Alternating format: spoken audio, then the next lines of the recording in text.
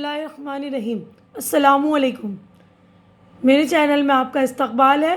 आज की ये वीडियो 7वीं क्लास की किताब जान पहचान का चैप्टर नंबर 16 जो कि एक नज़्म है नील गगन में तारे। तो ये नज़्म मैं पढ़ूँगी, एक एक शेर पढ़कर उसकी आपको मीनिंग समझाती जाऊँगी, यानी मैं तशरीह करती जाऊँगी। ठीक है। सूरज डूब गया तो फैली रात की चादर मैली मैली। तो इस शेर में शायर कह रहे हैं कि दिन ढल जाता है, जब सूरज डूब जाता है, तो शाम के वक्त जब सूरज गुरूब हो जाता है तो चारों तरफ जो है अंधियारा छा जाता है। ऐसा लगता है रात की चादर जो है मैली मैली चादर पूरी तरफ हर जगह फैल गई है। यहाँ रात की मैली चादर से मुराद है रात का अंधेरा। अब अगला शेर देखते हैं हम। हर सू फैल गया अंधियारा थक कर सोया दिन बेचारा। तो इस शेर में शायर कह रहा है कि हर जगह जो है अंधेरा फैल गया है और जो दिन है बेचारा जो है वो थक कर सो गया है। अब अगले शेर में हम देखते हैं। तब निकले आकाश पे तारे झिलमिल झिलमिल करते सारे।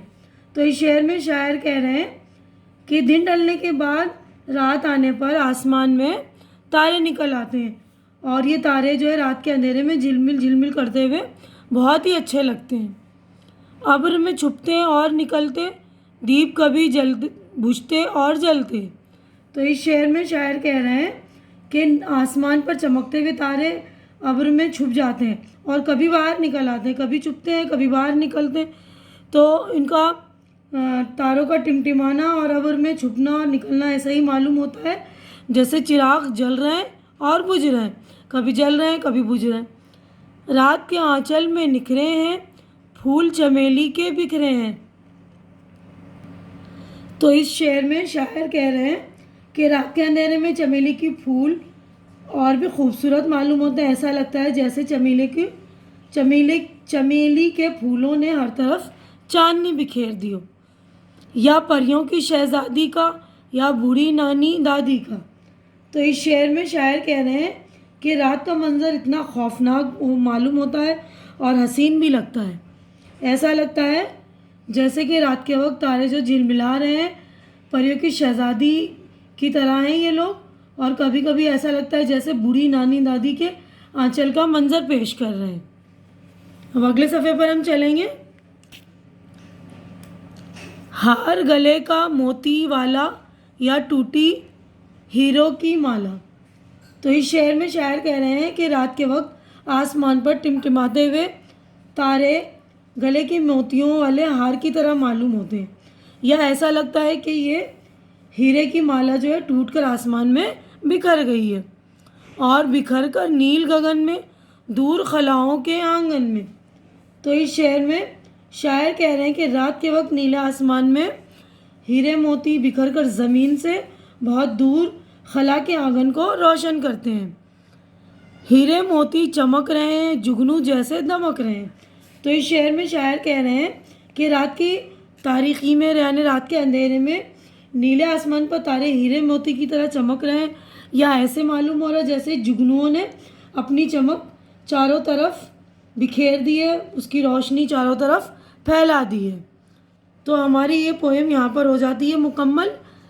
इसके शायर जो हैं शरीफ अहमद शरीफ, यानी इस नज़्म के लिखने वाले जो हैं शायर उनका नाम है। अब हम नेक्स्ट पेज पर चलेंगे।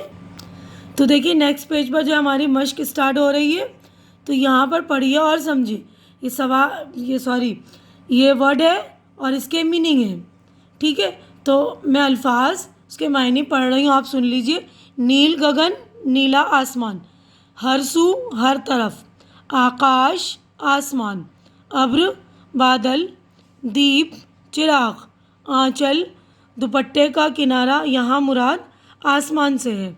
खला ज़मीन और आसमान के दरमियान का खाली हिस्सा यानी स्पेस। दमक चमक। तो अब अगला क्वेश्चन ये देखिए, सोचिए और बताइए। तो यहाँ पर हमारे जो है क्वेश्चन आंसर सवाल जवाब शुरू हो जाते हैं। तो इसके जवाबात मैंने आप लोगों के लिए रेडी कर दिए, आप देख लेंगे। मैं पहला क्वेश्चन पढ़ रही हूँ। पहला सवाल है, शायर ने रात की चादर को मैली क्यों कहा है? तो इसका जवाब आप देखेंगे। तो जवाब है रात होने पर दिन का उजाला दूर हो जाता है और हर तरफ रात की मैली चादर यानी अंधेरा मैली चादर फैल जाती है, इसलिए शायर ने रात के अंधेरे को मैली चादर कहा है। सवाल नंबर 2 है, तारे निकलने के बाद आसमान का समा कैसा होता है? तारे निकलने के बाद आसमान बहुत हसीन मालूम होता है। रात के वक्त नीले आसमान पर चमकते हुए तारे हीरे मोती और जुगनू की तरह मालूम होते हैं और चिराग की मानिंद जलते और बुझते हुए मालूम होते हैं। ऐसा लगता है कि हीरों की माला टूटकर आसमान में बिखर गई हो।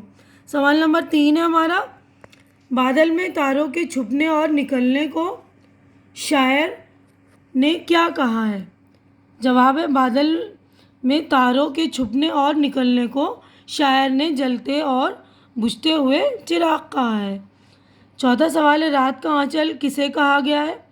जवाब है, रात का आंचल रात की तारीकी यानी अंधेरे को कहा गया है। तारीखी अंधेरे को कहते हैं। पांचवा सवाल है, शायर ने तारों को हीरे मोती क्यों कहा है? शायर ने तारों को हीरे मोती इसलिए कहा है क्योंकि झिलमिलाते हुए तारे हीरे और मोती की तरह मालूम होते हैं। तो हमारे यहाँ पर जो है सवालात हो गए मुकम्मल, इसके जवाबात भी मैंने आपको बता दिए। अब नेक्स्ट सफ़े पर हम चलेंगे। देखिए ये क्वेश्चन है, नीचे दिए हुए मिसरों को मुकम्मल कीजिए। यानी शेर 2 मिसरों से मिलकर बना होता है, तो जो एक लाइन होती है शेर की उसको मिसरा कहते हैं। तो शेर की एक एक लाइन दी हुई इसको मैंने भर दिया है, मुकम्मल कर दी है, ये देख लेंगे आप। पहला है, सूरज डूब गया तो फैली, थक कर सोया दिन बेचारा, अब्र में छुपते और निकलते, रात के आंचल में निखरे हैं, जुगनू जैसे दमक रहे हैं।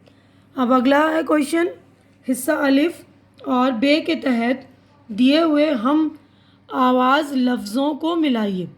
तो हम आवाज़ लफ्ज़ जैसे इंग्लिश में राइमिंग वर्ड कहते हैं ना, कैट, बैट, पेन, कैन, इस तरह जो हम आवाज़ लफ्ज़ होते हैं आखिर के। देखिए इसमें मैंने मिला दिए हैं, ये आप देख लेंगे, मैं पढ़ दे रही हूँ।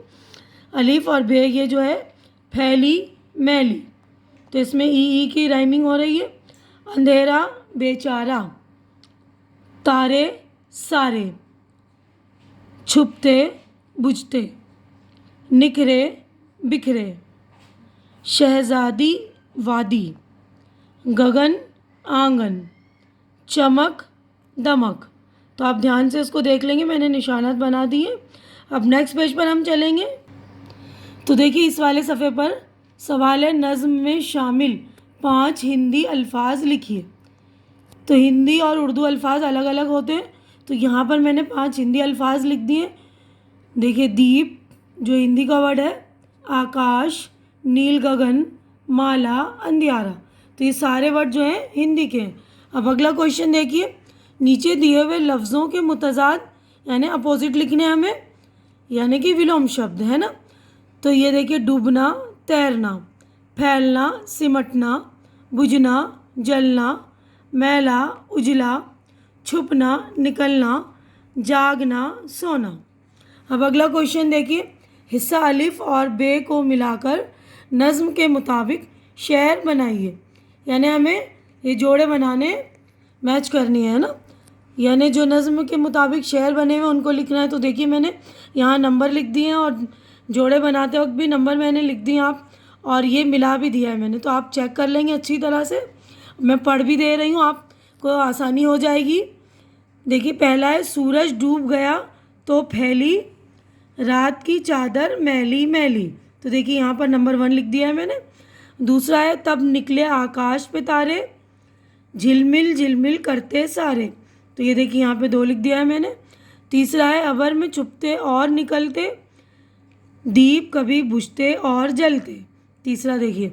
चौथा है, या परियों की शहज़ादी का, अब ये यहाँ देखिए, या बूढ़ी नानी दादी का, ये 4 लिख दिया है मैंने।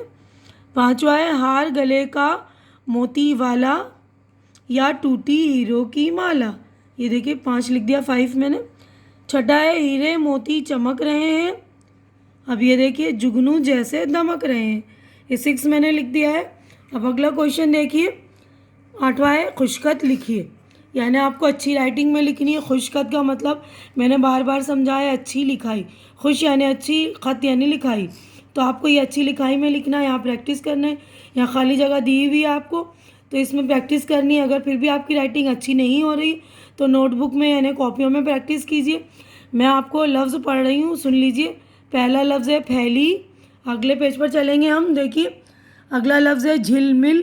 तो एक बार मैंने लिख दिया, बाकी के खाली खाने उनमें आप खाली जगहों में लिखेंगे, प्रैक्टिस करेंगे। शहज़ादी, चमेली, जुगनू। तो यहाँ पर हमारा जो है चैप्टर हो गया है मुकम्मल। तो आज की वीडियो में बस इतना ही। अगर मेरी वीडियो अच्छी लग रही है तो इसे लाइक कीजिए, जो ज़रूरतमंद बच्चे हैं उनके दरमियान शेयर कीजिए, और मेरे चैनल के बारे में भी उन ज़रूरतमंद बच्चों को बतलाइए, और मेरा चैनल सब्सक्राइब करके मेरी हौसला अफजाई कीजिए। मेरा चैनल सब्सक्राइब करना मत भूलिए प्लीज़। अल्लाह हाफिज़।